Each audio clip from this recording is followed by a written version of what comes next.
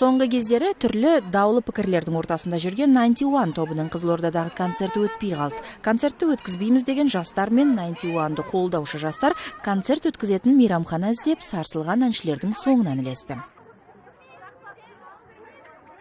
Қызылорда жастары мынау біздің дәстүрге қарсы келетін, осындай қарама-қайшы келетін топқа жастары қарсы. Әрине ол өзге қалалардағыдай біздің қалада да болмайтын болды. Өйткені олардың киім киісі, жүріс-тұрысы, болмыстары біздің қазақ жігіттеріне тән емес. Кей жастар бұл концертке қала әкімдігі де қарсы деген айтады.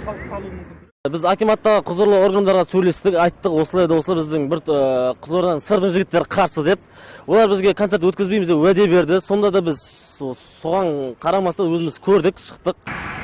Қызылорда қаласы әкімінің орынбасары Нұрлан Жәлиев болса, 91 тобы концертінің өтпей қалғанына әкімдіктің қатысы жоқ дейді. Маған келген, осындай проблема туындап жатыр. Мен енді ол жеке меншік дүние ғой, енді ол өздері шешеді, ол той өткізе ма, концерт өткізе ма. 91 тобының Қызылордадағы концертін ұйымдастырушылар концерт залын беруден бірнеше мейрамхананың қатарынан бас тартқанына қайран қалады.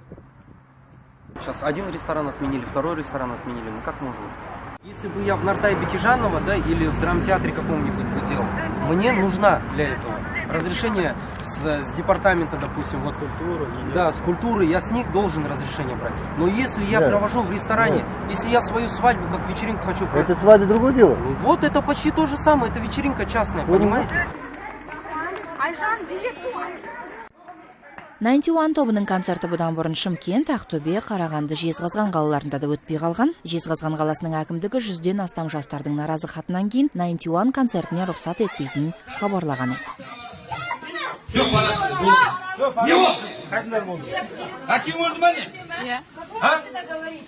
Мәншік Асаутай, Асылхан Мамашұлы, Оңғар Саймасаев, Азаттық ТВ.